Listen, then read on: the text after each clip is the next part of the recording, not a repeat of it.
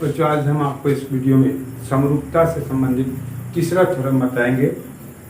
इसके पहले हम आपको दो थ्योरम दे चुके हैं, वह है ए और दूसरा है एस। ये अभी हम जो बताएंगे वह है एस। इसमें क्या कहता है कि यदि किसी त्रिभुज का एक कोण दूसरे त्रिभुज के एक कोण के बराबर हो और उसको अंतर्गत करने वाली भुजाएं आनुपातिक हो तो दोनों त्रिभुज समरूप होते हैं। मतलब यहाँ यहाँ कह रहा है सिद्धांत क्या कहता है इसका, यदि एक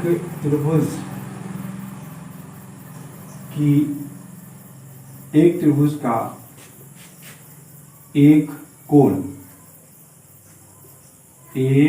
कोण किसी दूसरे त्रिभुज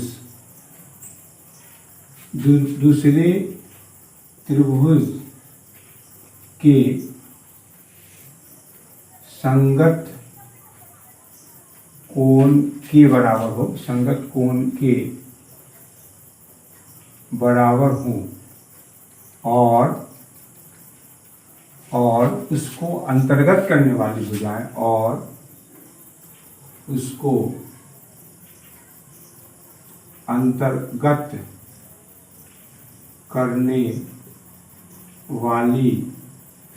भुजाएं भुजाएं आनुपातिक हो तो दोनों त्रिभुज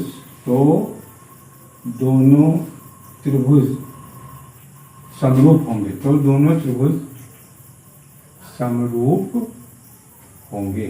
ये आपको बताना है। उसके अंतर्गत मतलब क्या कि अगर दो त्रिभुज है, जैसे एक त्रिभुज यहाँ हो गया और फिर दूसरा त्रिभुज ये बन रहा है ABC और ये हो गया DEF, तो AB के बराबर हो और AB बटे DE बराबर AC बटे DF हो तो दोनों त्रिभुज ये दोनों कोण बराबर हैं और उसको अंतर्गत करने वाली भुजाएं अनुपातिक हो तो दोनों त्रिभुज समरूप होंगे। ये किस प्रकार से हम लोग इसको समरूप करेंगे इसको अभी हम आपको बताते हैं। तो देखें, यदि एक त्रिभुज का एक कोण दूसरे त्रिभुज के एक संगत कोण के बराबर हो और उसको अंतर्गत करने वाली भुजाएं अनुपातिक हो तो दोनों त्रिभुज समरूप होते हैं। इसके लिए हम लोग फिगर बनाएंगे। तो ये फिगर आपका होगा इस प्रकार से बनाएंगे। ये ABC हो गया, ABC, दूसरा होगा DEF। तो दिया हुआ क्या है, दिया हुआ है कि त्रिभुज ABC और त्रिभुज DEF में कोण A बराबर कोण D और क्या चीज, तो उसको अंतर्गत करने वाली भुजाएं, मतलब क्या हो गया AB बटे DE बराबर AC बटे DF। ये अगर दिया हुआ है तो क्या होगा, क्या चीज सिद्ध करना है, सिद्ध करना है कि त्रिभुज ABC समरूप त्रिभुज DEF। ये इसको हम लोग को समरूप आपको बताना है। अब समरूप बनाने के लिए हम लोगों को बनावट देना पड़ेगा। ये बनावट रचना इसको करेंगे तो वो भी रचना उसी प्रकार से होगा कि यहाँ पे P बिंदु और यहाँ पे Q बिंदु ले लें, जिसमें यह इसके बराबर हो और ये भुजा इसके बराबर होना चाहिए। तो इसी बात को हम लोग लिख देंगे। त्रिभुज DEF में DE भुजा पर बिंदु P और DF भुजा पर बिंदु Q इस प्रकार लिया कि AB बराबर DP, वहाँ सिंबल दिया हुआ है, और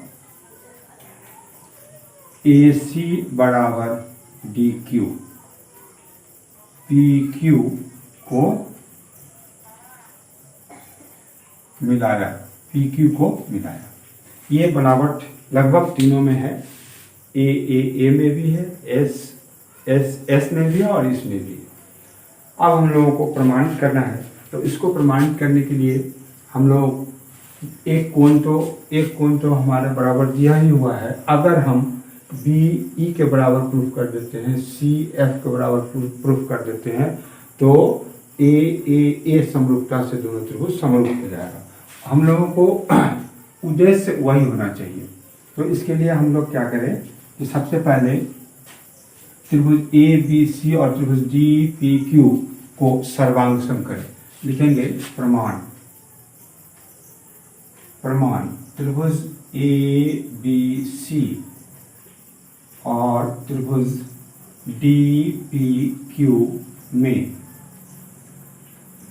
AB बराबर DP, ये बनावट से हो गया।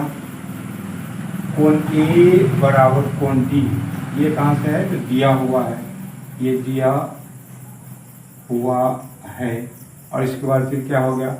AC बराबर DQ, ये भी हो गया बनावट से, ये भी बनावट से हो गया, ये बनावट से हो गया। तो इसमें कौन सा नियम लग गया? तो SAS सर्वांग समता, सर्वांग समता कॉन्ग्रुएंसी से, सर्वांग समता से त्रिभुज ABC सर्वांग सम त्रिभुज DPQ, ये दोनों त्रिभुज अब सर्वांग सम हो गए। तो इसलिए क्या हो जाएगा? कोण B बराबर कोण P और कोण C बराबर कोण Q, ये कहाँ से आ गया? इसको एक कर दे, ये आ गया CPCT से, ये CPCT से हमारे पास आ गया। अब हम लोग अब आगे बढ़ें, तो इसमें हमारे पास क्या है? तो यहाँ लिखेंगे,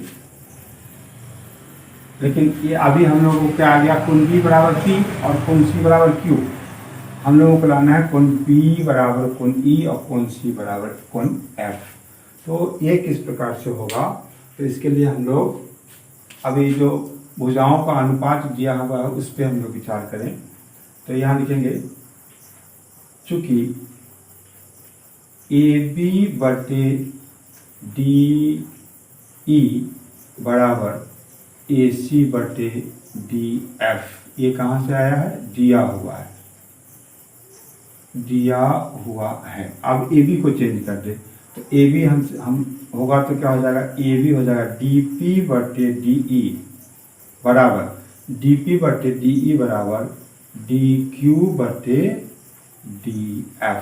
यहाँ लिखेंगे, चूंकि AB बराबर DP और AC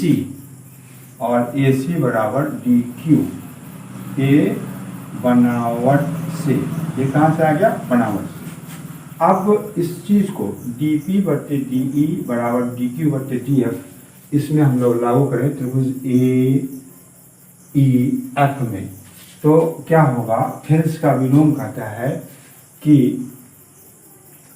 ये भुजाएं अनुपातिक हों, तो वो क्या होता है कि अगर कोई रेखा किसी त्रिभुज की भुजाओं को समान अनुपात में विभाजित करती है, तो वे रेखा तीसरी भुजा के समांतर होती है। उसका विलोम ये कहता है, फिर उसका विलोम कहता है कि यदि कोई रेखा, जैसे यहाँ पर PQ रेखा है, तो कहता है यदि कोई रेखा किसी त्रिभुज की भुजाओं को, किसी दो भुजाओं को समान अनुपात में विभाजित करती है, तो वह तीसरी भुजा के समांतर होता है। यहाँ क्या होगा?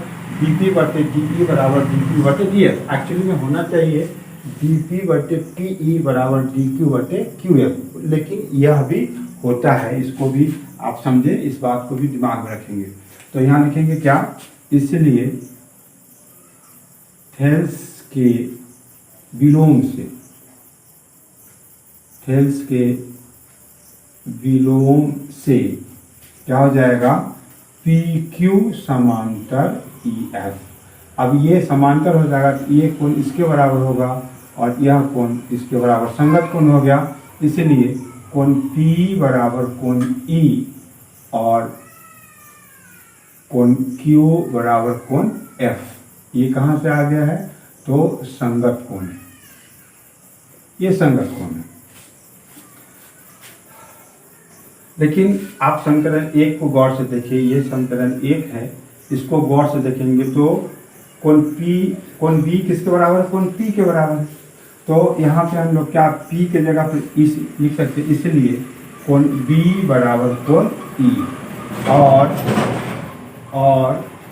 कौन सा होगा? कोण C Q के बराबर। तो Q किसके बराबर हो गया? F के बराबर, इसलिए कोण C बराबर कोण F। अब इसी चीज को हम लोग उस त्रिभुज में ले आएंगे और लिखेंगे त्रिभुज ABC और त्रिभुज DEF में कोण A बराबर कोण D, ये दिया हुआ है हमको, ये दिया हुआ है। इसके बाद कोण B बराबर कोण E तथा कोण C बराबर कोण F, ये कहाँ से लाए हैं? तो ये देखिए हम लोग अभी सिद्ध करके बता दिए, यहाँ लिखेंगे सिद्ध किया गया है। इसलिए अब क्या हो गया? ए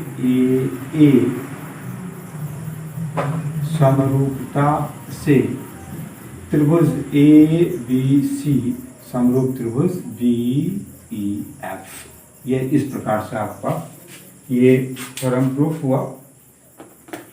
अब इसको देखेंगे, याद कर लेंगे। अब इससे संबंधित हम आपको कुछ प्रश्न बताएंगे जो बिहार बोर्ड के लिए काफ़ी इम्पोर्टेंट है। इसके लिए आपको मेरा वीडियो आपके पास पहुँचे, इसलिए आप उसको सब्सक्राइब करेंगे, जिससे प्रतिरोध पहुँचेगा। और हम सवाल अब कंटिन्यूस का हम देंगे। NCERT का तो पहले हम दे चुके हैं, अब SF होगा, आलोक होगा, RD शर्मा होगा, किसी का भी जो मेन होगा हम आपको वहाँ से निकाल के उस थ्योरम को वहाँ देंगे। इसलिए फिर से लास्ट में बता रहे हैं कि आप मेरे चैनल को सब्सक्राइब करें।